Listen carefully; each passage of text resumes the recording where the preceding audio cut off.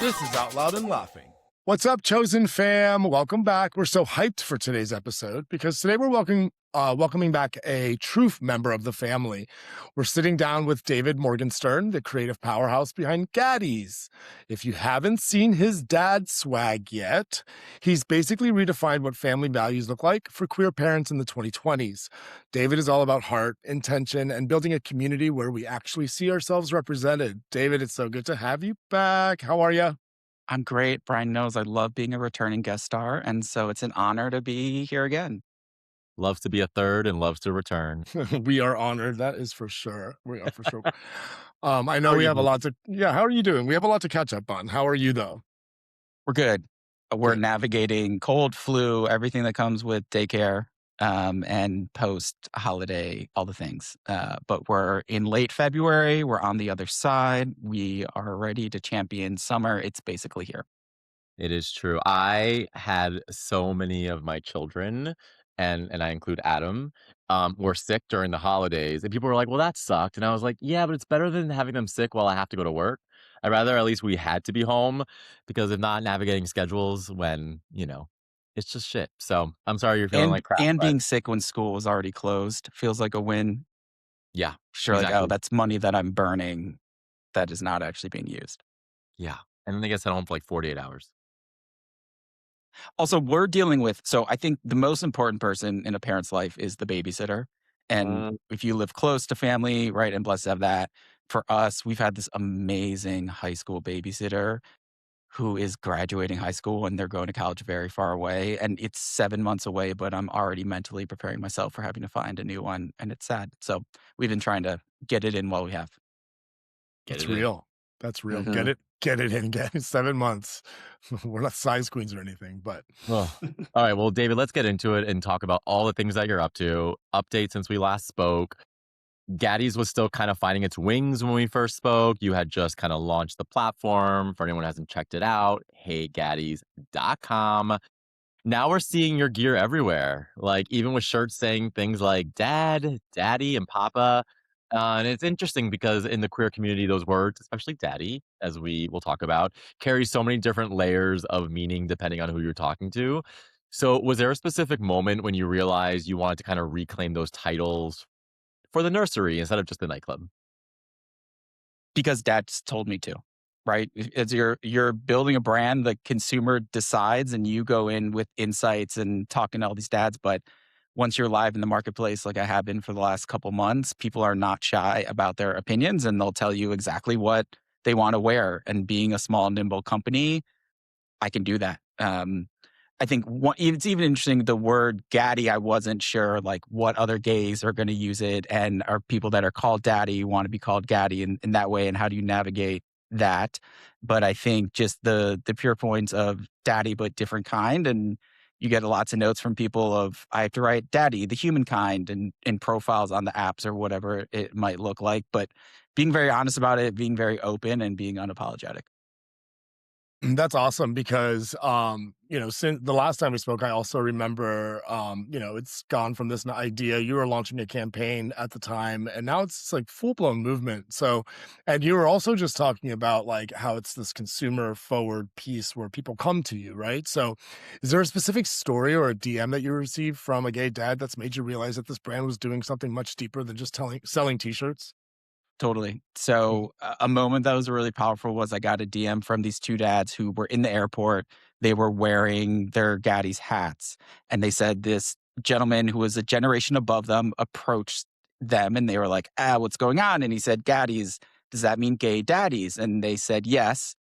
And then he said, "Oh, I'm a gay dad too." He has a 35-year-old son, and talked about that process and what it was like. So those people would have been ships in the night without having something to symbol and something to wear out. So it's quite cool when you look at, what your intention was and start getting those stories back. Definitely, I think for me, also really exciting the first time I just saw someone wearing a Gaddy hat out in the wild. And I was like, oh, Absolutely. that's me, you know? Yeah. So you get starting to get stories like that where community is building and we're finding one another, which for those of new, my original inspiration was being at the park and trying to figure out if they were gay dads or hipsters and being like, hey, what if we had a way to symbol to one another, a way to connect to one another in the physical world? And those are really, really special. Yeah, I was gonna follow up with, because you mentioned, it being driven by a lot of the comments that you get and the interactions and the engagement that you have with your audience. How much has it differed? Like, can you give us an example of sort of some of the ideas that you started with and where it's ended up? Sure. I went into this saying, I'm not a rainbows brand. We're blacks and we're whites and we're leaning into something that's different. But what I'm learning and what I forgot was how much the rainbow does signal safety and people saying, hey, I want to wear this because it shows someone else who's walking down the street or shows someone else in the community who I am. So I've started to integrate that in different ways and in elevated ways. But that's one where it's like, hey, you have this thought, but what is the consumer saying? What does the community want? And I'm here to make people feel happy and make them feel special. So that's definitely been a big change. You just sort of got to get over yourself and learn and listen. And I just hit year one of being in business, which was very exciting and having the birthday. Congratulations. Thank you. And now starting to turn and saying every business should be reevaluating themselves 6 months, 1 year in. And I'm in that stage. Yeah, I mean, I've seen your evolution and I've enjoyed watching it. And I also think what's been interesting about your brand's evolution is obviously you're very much a gay dad brand, but you evolve that gay dads can mean more than just having a baby, whether it's plants and animals. But I also think you've done an interesting job of really tapping into we're not just dads, we also enjoy sex and body positivity. And I feel like you've done a really good job kind of finding the balance of retail and just social like fun. So he's talked a little bit about that balance. Vivid, not vulgar.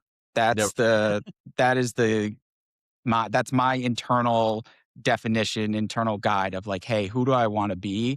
And trying to find the right balance. So I always want to leave the people having to fill in the blanks themselves and let them take it where their brain may, while also doing it, in a manner that sets it up. but are you getting these DMs with these images? Are like, and then people are saying, please post this on your Insta. I mean, it's amazing. It's really good. Yeah, so we have a very fun close friends situation. So, on Insta at Hey Gaddies, send me a DM and we can add you. But there was a cool moment a couple months in where, and I put this up on the close friends, and I was like, I sold more products this week than I received dick pics, and that was a turning point and something that was not happening at the beginning. But people just send me everything, and I, you're constantly surprised by the internet. From dick pics to pink shirts. Hmm. We've got to talk about it. You're wearing it now. It's vibrant. It's bold. I have to ask, how do you use the Gaddies apparel to start conversations that go beyond just fashion? You started to touch on it, but about it being in the wild and all of these things. How Yeah, does it go beyond? I think representation and celebration, those are the two words that I really focus on. What am I here to do? And in year 1.1 now, I'm able to say that. When I started, I was saying validation and celebration because there was this need to say, we exist, we're here, we've always been here, we're always going to be here. And this first year was validating the community and validating the business idea, right? Of saying, like, hey, I have this idea, is it gonna stick? And what I've learned from people and the notes that I get back and these amazing, outreach that you get, not the dick pics, but the other outpour of just saying, I feel seen. I'm able to bring this part of my identity. I love that you're speaking to the fullness of who I am. Now make me a pink caught in a dad romance shirt. So we've done, caught in a dad romance, trademark came through. Those are the very exciting moments that happen as a business. And like I said, you got to listen and make it happen. So we're here. And for anyone listening, it's available now. So go to the website. Some pink shirts. We love it. Uh, you own a fashion apparel brand. So you obviously need to live and breathe it. How has your Sorry, that's just like a wild statement to hear. And I know that we're just supposed to listen and yeah, let you all say very nice things, no. but like that's fucking crazy. And to Yeah, I mean, everyone that I worked in financial services and supply chain. And so to folks out there saying like, hey, can I go do things? You are more than your resume and you are more talented than you could ever know. You know, you couldn't have said it better. John and I just we released over 100 episodes of this podcast, and we wrote So this is that the point where I say I was not listed in your top 10 favorites of the 100, and I Well, noticed that. we you're not will. wrong. Our editing has gotten better since we had you on first. But what I That's the will truth. say is the one statement that you just said that really resonates with me is that people say, "Well, how'd you get to 100 episodes?" And it's like, "Well, we just did our first one." And then it dovetailed from there. And so many people just they don't take that first step. And if you don't take the first step, you're not going to get to 100 episodes or launching your brand or any of those things. And so, you know, I feel like as human beings, especially in the gay world, we get in our own way sometimes, and it does shield greatness sometimes, you And know? I was just gonna say shield greatness, right? Because like if anybody wants like would to double click on that and say, well, what is it in the way of? Well, it's in the way of that moment that happened at the airport with those two people who would have just been ships in the night, and that representation wouldn't have happened. That story wouldn't exist in our world. Like that energy wouldn't have been shared. So it's, it probably is wild to hear that you are, owning this fashion apparel business, but the truth of the facts and the truth of the matter are you're creating conversation, you're creating Mhm. togetherness, and you're creating belonging. So And kudos. thank you. And part of it is seeing how people take it and make it their own, right? So even the language that I use around describing Gaddies, what is it? Who does it serve? A lot of that is listening and reading posts or reading the tags that people put up around the brand because that's the direct feedback from the community that you're trying to serve.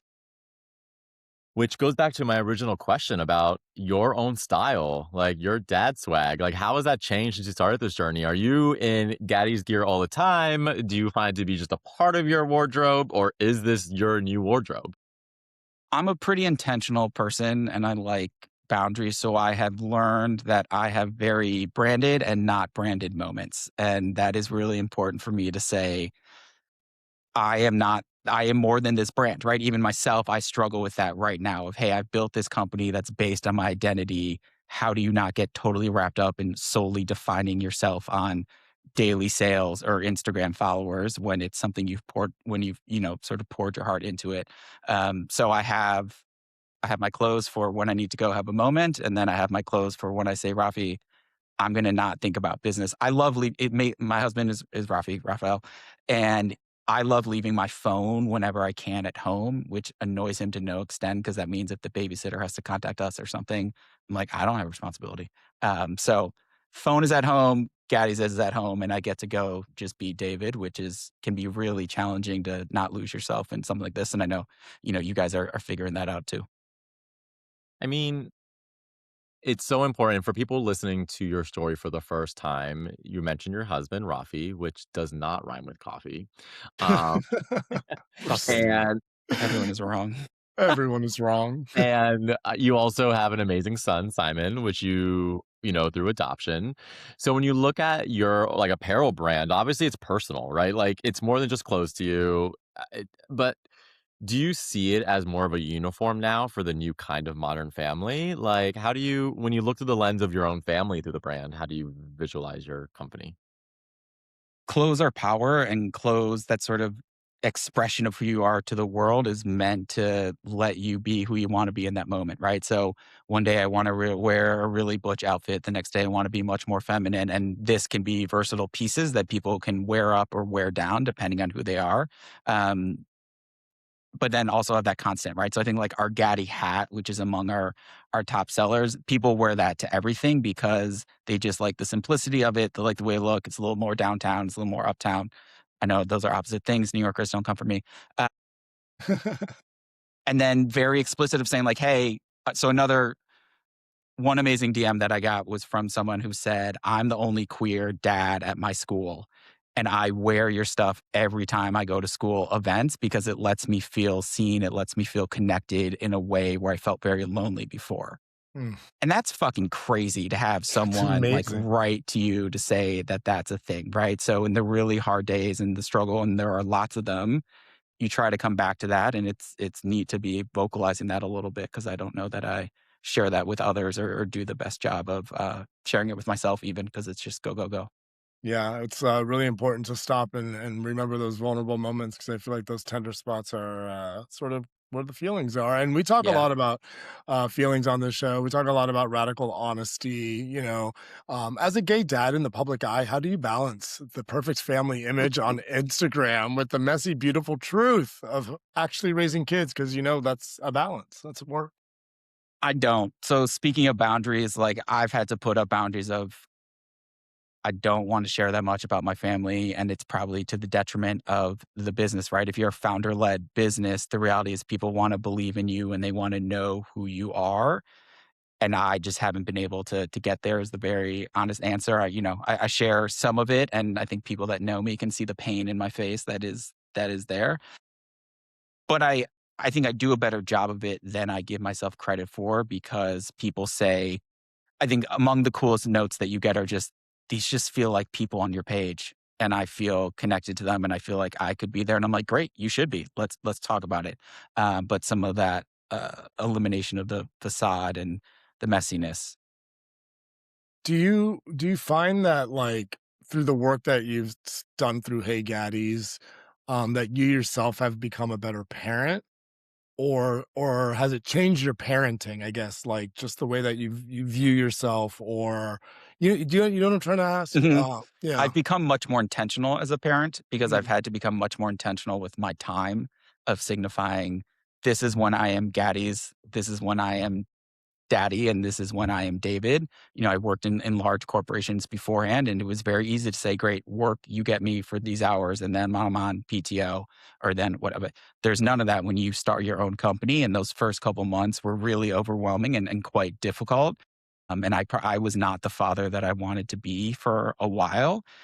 It was a struggle when you feel like you're helping other people be better fathers, but you're like, "Hey, is this I'm doing?" So, that's where this like, I deleted Instagram off of my phone, I deleted the social media apps off of my phone, and I now leave my phone in the basement and, like, that daddy Simon time at the end of the day, if he's deciding to be nice to me, is just much more protected, and I wouldn't have known that until I've done this for a year to be able to say, "This is what I need to do to let myself do this more."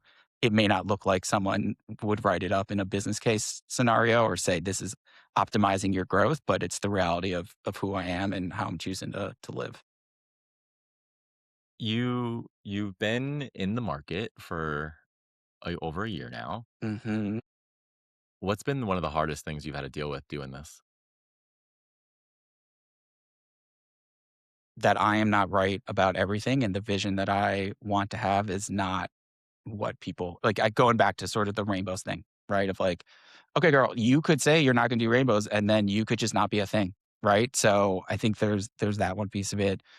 The second notion is really a lot of that internal conversation of I've built this business around my identity. Who am I worth more than that? And who am I more than just the number of followers that I have or the sales? And just the nuance that comes with something like that. And I think I talk with other queer founders or anyone in an underrepresented community who started a business focused on uplifting their community. You're trying to fill a gap, right? And that's where you have the insight from your lived experience.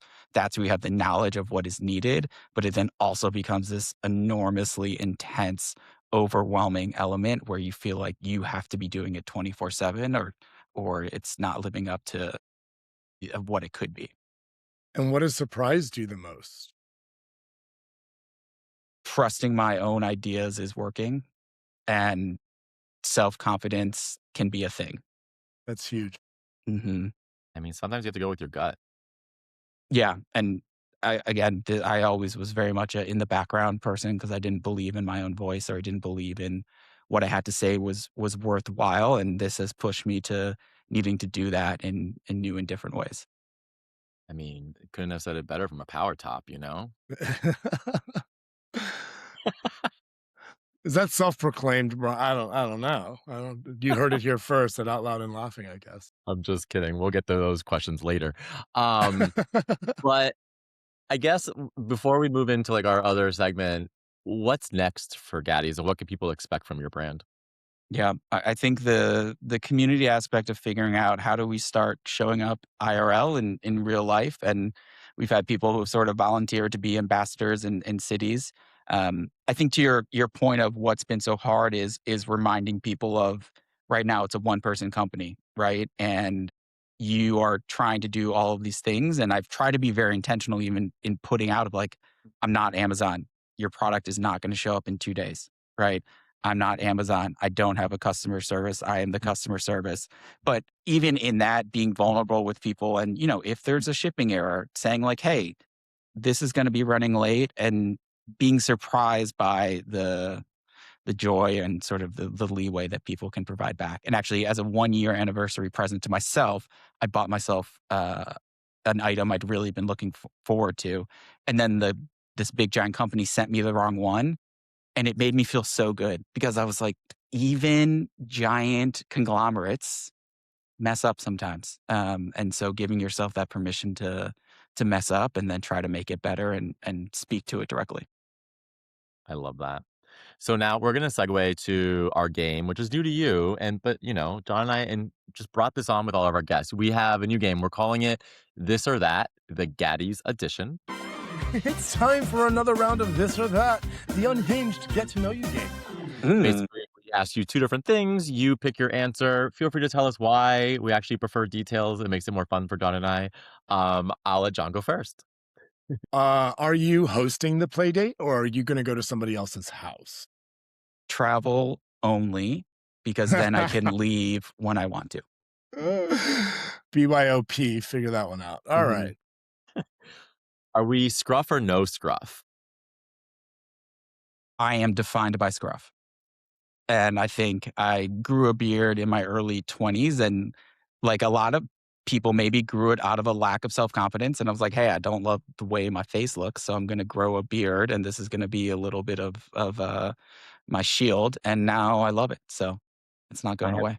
I have only known David to have facial hair, so that is fact. And Simpler time. strappingly handsome as well. So my husband and I have been together 16 years and I grew it right when we started dating. So we have a few photos of us in our little twink stages. That's cute. That's a lie. There was no part of me that was ever a twink, but fresh faced maybe is the right word. When you followed up, I've been married for 16 years. I was like, I'm not coming for you, David. Not on the pod. People are watching. That's what the DMs are for. That's what the DMs are for. Yeah. Are you of the camp matching family outfits or individual style?